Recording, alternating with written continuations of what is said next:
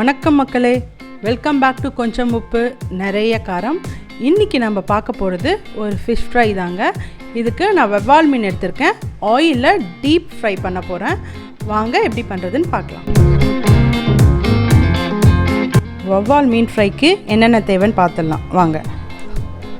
மஞ்சத்தூள் 1/4 டீஸ்பூன், தேவையான அளவு உப்பு, 1 டேபிள் ஸ்பூன் குழம்பு மிளகாய்த்தூள், 1 டேபிள் ஸ்பூன் தனி மிளகாய்த்தூள், நான் காஷ்மீரி சில்லி எடுத்து வச்சுருக்கேன் ஒரு கலருக்காக, தனியாத்தூள் 2 டேபிள் ஸ்பூன், அரை மூடி லெமன், ஒரு பெரிய டேபிள் ஸ்பூன் இஞ்சி பூண்டு பேஸ்ட்டு. அப்புறம் இதில் முக்கியமாக போட போகிறது ரவை 1 டேபிள் ஸ்பூன் போட போகிறேன்.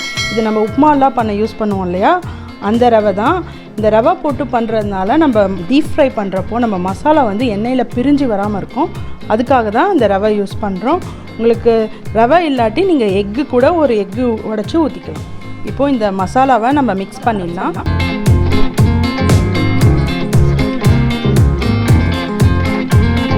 மசாலா நல்லா மிக்ஸ் ஆகிடுச்சு.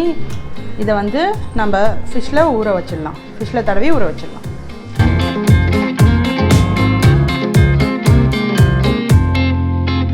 இந்த மாதிரி 2 பக்கமும் மசாலா படுற மாதிரி நம்ம ஊற வைக்கணும். இது ஒரு 20 to 30 நிமிஷம் அட்லீஸ்ட் ஊறணும்.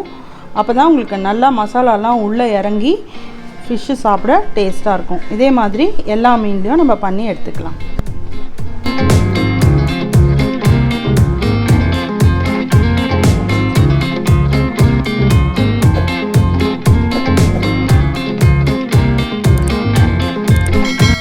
இது நம்ம டீப் ஃப்ரை பண்ண போகிறோம். இது நான் ஆல்ரெடி வடை சுட்ட ஆயில் தான் வச்சுருக்கேன்.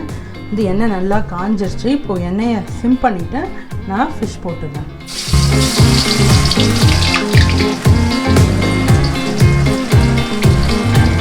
எப்பவுமே ஃபிஷ் ஃப்ரை பண்ணுறப்போ ஆயில் ஹையில் வைக்கணும். ஹையில் வச்சுட்டு 1 நிமிஷம் வச்சுட்டு சிம்மு பண்ணிடணும். அந்த சூட்லேயே ஃபிஷ்ஷு வேகணும். அப்போ தான் உள்ளே இருக்கிறதும் குக் ஆகும். சும்மா 1 நிமிஷம் ஃப்ரை ஆனால் போதும். ஃப்ரை ஆனதுக்கப்புறமா நம்ம திருப்பி போட்டுக்கலாம். இந்த மாதிரி எண்ணெயெல்லாம் எடுத்து எல்லா சைடும் படுற மாதிரி பண்ணிகிட்டு இருக்கணும். இப்போ ஃபிஷ்ஷை திருப்பி போட்டுக்கலாம். பாருங்கள், இந்த மசாலாலாம் எண்ணெயில் வரவே இல்லை, மீனோட ஒட்டி இருக்குது. நம்ம ரவா போட்டிருக்கிறதுனால மசாலாலாம் நல்லா ஒட்டி இருக்குது. இது கொஞ்சம் நல்லா மொறுமொறுன்னு ஆனவுடனே நம்ம எடுத்துடலாம்.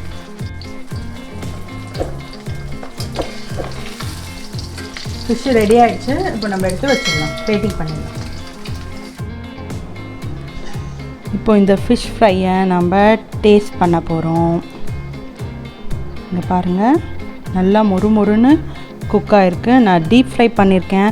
உங்களுக்கு ஒரு வேளை டீப் ஃப்ரை விருப்பம் இல்லாட்டி நீங்கள் ஷாலோ ஃப்ரை கூட பண்ணிக்கலாம், இல்லாட்டி தவாவில் கூட போட்டு எடுத்துக்கலாம். ரொம்ப டேஸ்ட்டாக இருந்தது. கண்டிப்பாக அந்த ரெசிபி நீங்கள் ட்ரை பண்ணி பாருங்கள். தேங்க்ஸ் ஃபார் வாட்சிங்.